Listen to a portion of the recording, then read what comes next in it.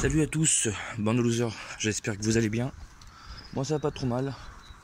Nouveau petit vlog, on va parler un peu aujourd'hui de la BMW. Deuxième petite vidéo sur la BM, là, donc là on y arrive. Deuxième petite vidéo, donc on va un peu parler de tout ça.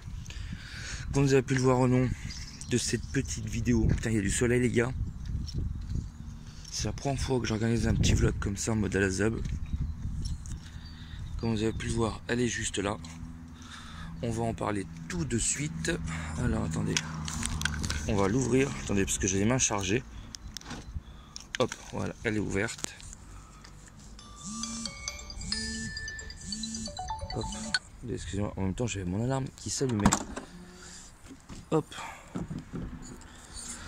Hop, oh putain, alors le bordel. Alors, qu'est-ce qu'on a à dire sur cette voiture? Alors qu'est-ce qu'on a là? Bon, les amis, désolé. Donc du coup on se retrouve dans la voiture. Voilà, là on est dans la voiture les gars. On va voir un ami, pas très loin de chez moi.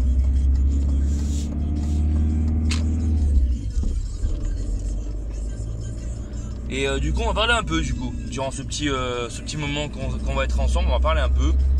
On va parler un peu de ce que j'étais en train de vous parler justement avec mon portable il se coupe parce qu'il n'y avait plus de batterie comme un connard. On va parler un peu de tout ça les gars. Donc du coup j'ai dans l'objectif de m'acheter une voiture. Il y a certains qui diront encore un autre véhicule pour le drift en fait. J'aimerais bien m'attaquer au drift. Voilà. Donc je suis en train de me tâter de garder, d'utiliser celle que j'ai actuellement là, donc la 330, la E46 330 XD. Donc pour ceux qui ne savent pas, une 330 c'est une 330, c'est la motorisation. Elle développe environ 200 chevaux d'origine, 184 exactement.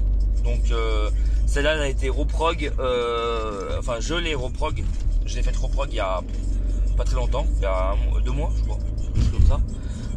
Et quand il y a 2 mois, donc elle développe à environ 200, moi je dis 200 chevaux parce que bon, le mec il me disait 210 exactement, mais bon, moi je pars sur une base de 200, voilà, la reprog m'a pas coûté bien cher, donc du coup voilà, garder celle-là, voilà, la transformer en voiture de drift, ce qui est dommage parce que c'est une voiture d'importation allemande en fait. Moi je l'ai acheté avec quelqu'un dans les Alpes, hein, au-dessus de Grenoble. Donc ce serait dommage de la transformer cette voiture en fait en voiture de drift parce qu'elle est comme neuve les gars, intérieur comme extérieur, hein, c'était un petit papy qui l'avait, elle est vraiment comme neuve. Elle est équipée de jantes 16 que j'avais en pneu neige que j'ai eu avec et les jantes 17 d'origine. Voilà, il y a des options qui sont bizarres, hein. Elle a pas le volant 3 branches, elle a le volant d'origine standard, elle a le tour ouvrant, elle a les jantes 17 d'origine, hein. Donc bon, quelques petites voilà, mais bon c'est pas pour autant que je veux la transformer parce qu'elle est vraiment nickel, elle tourne super. Quand je l'ai achetée elle avait 198 000, aujourd'hui elle en a 200, bientôt 210 000, hein. Ouais, j'ai quand même pas mal roulé, et voilà, bon, il y a eu beaucoup de frais qui ont été faits dessus. Bon, ça me ferait chier de la transformer en drift, voilà, ça sera peut-être pas tout de suite parce que bon, hein, acheter une voiture, transformer une voiture en drift, ça coûte quand même un peu d'argent, il faut faire quelques petits frais. Donc sinon, il y avait des collègues m'ont dit que éventuellement, dans l'idéal, serait d'acheter une E36, une BMW E36, donc principalement en essence, et pour derrière éventuellement la swap avec un 325i. Un moteur 325i qui développe environ d'origine du 200 chevaux, ce qui pourrait être éventuellement pas mal parce que des moteurs comme ça on en trouve assez facilement a priori. Après je me suis pas du tout renseigné sur le sujet, hein. Là ce que je vous dis c'est ce qu'on m'a dit, hein. Donc après la règle, j'en ai vraiment aucune idée. Donc du coup voilà. Donc justement je vous fais ces petites vidéos avis aux connaisseurs. Est-ce que vous pensez je devrais mieux transformer cette voiture en drift ou en racheter une? Moi je serais plus d'avis d'en racheter une, voilà, pour conserver celle-là, hein, conserver son état, parce que bon, vu que je vais être débutant, j'ai pas envie de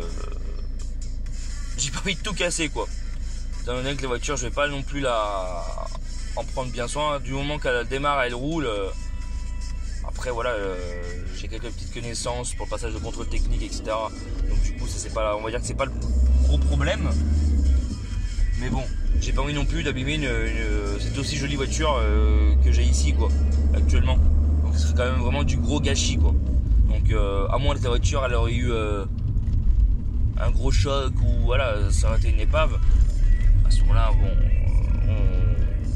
tout est voilà, tout est on va dire ça peut s'arranger quoi. Mais bon là c'est pas le cas quoi. Donc c'est pour ça que je fais ce petit vlog.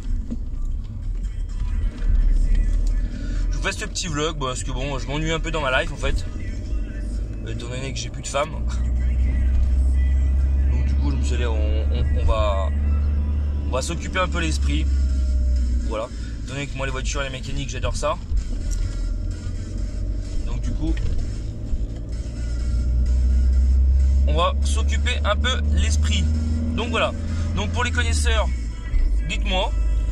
Après être arrivé chez mon collègue, je vais vous filmer un peu l'état de la voiture pour que vous ayez un avis. Hein. Parce que la dernière fois, vous l'avez vu dans le garage, dans mon garage de mon ancienne maison, parce que j'habite plus là, mais malheureusement.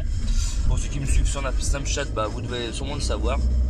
Et du coup, voilà les gars. Bon, je vous fais un petit bisou. On se retrouve tout de suite après pour vous montrer un peu l'état général de la voiture. Allez, à tout de suite les gars. Ciao, ciao, ciao.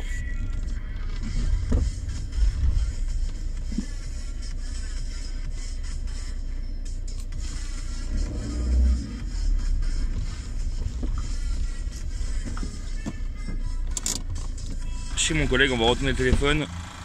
Hop, donc je vous montre la bête. Voilà. Donc là vous voyez il y a juste un petit pain juste ici là. Bon, elle est juste là. Hop.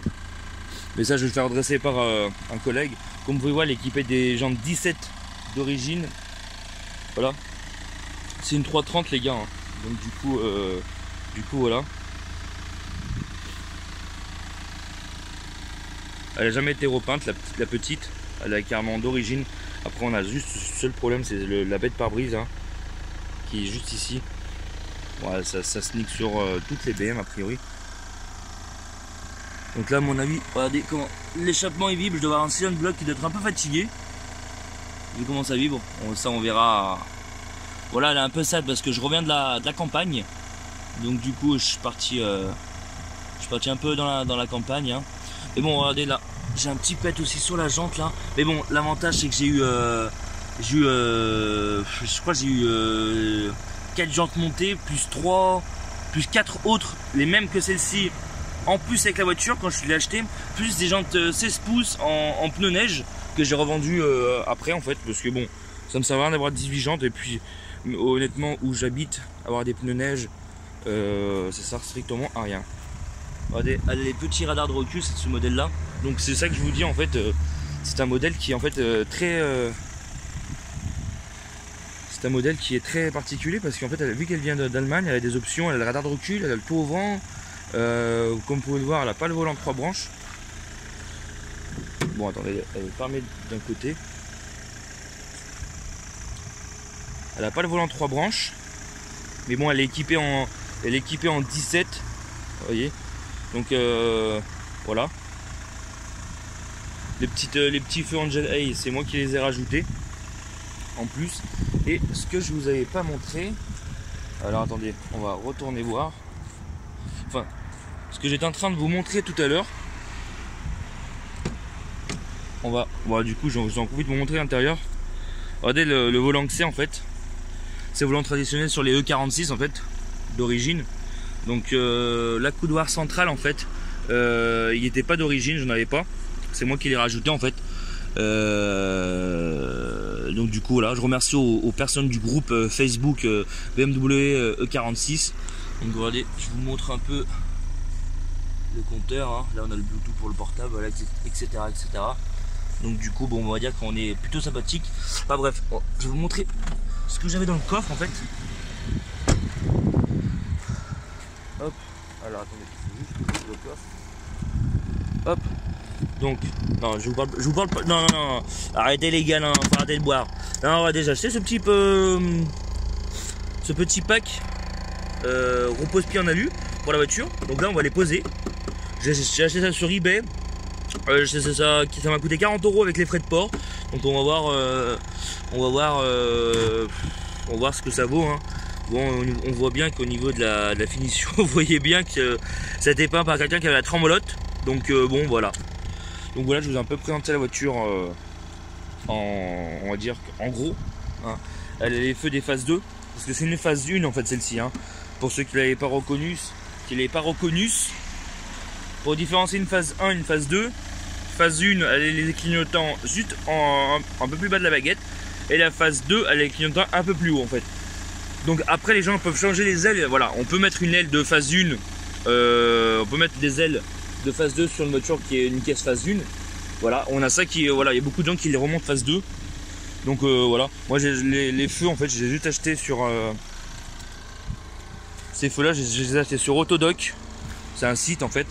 Ils m'ont coûté, moi je les ai achetés avec les feux avant, ça m'a coûté je crois 150 € le tout avec les frais de port. Bon, ça a mis je crois 3 semaines à arriver, mais bon, pour 150 €, petit feu phase 2, ça normalement ils sont orange pour les connaisseurs. Donc du coup voilà, moi je trouve des petites vidéos comme ça change, et c'est une voiture qui a elle a vraiment une jolie gueule. On va dire ces grosses jantes 17 pouces, je trouve qu'elle a une très jolie gueule. C'est une bonne revanche, c'est la revanche du célibataire. Donc voilà, pour ceux qui veulent voir aussi, je vais vous montrer l'extérieur. Hein. C'est la dernière fois que je vous avais pas eu regardez l'extérieur comme elle est propre. Hein. Là c'est pas des taches en fait, c'est juste le siège qui a. C'est bon, après voilà, la voiture elle est de 2000 hein, les gars. Donc bon, elle est vraiment en état nickel, elle a encore les seuils de porte. Regardez là on a le tout ouvrant, magnifique. Comme vous pouvez voir, elle est vraiment dans un état elle est comme neuve cette bagnole. Elle est vraiment comme neuve. Là on a quoi? Est-ce qu'on a des capotes? On n'a pas de capote les gars. On n'a pas de capote. Non, sans rien, donc voilà. Voilà. Je vais vous montrer le moulin aussi, allez, tant qu'à faire. On va regarder le moulin tourner. Hop. Je vais vous montrer le moulin. Putain, regardez, là, elle est vraiment dégueulasse. Hop. Donc voilà, il est là le petit moulin. Comme vous pouvez le voir là, elle est vraiment nickel. Elle a tous ses caches d'origine. Voilà. Elle a tous ses caches d'origine. Elle est vraiment comme neuve la voiture. Elle est vraiment comme neuve. Après bon, elle est un peu sale là actuellement parce qu'elle est partie faire un petit tour à la campagne. Mais voilà, elle est vraiment comme neuve les gars. Donc voilà. Bon les gars, cette vidéo elle a duré un peu longtemps. Donc on va cesser sur ces mots.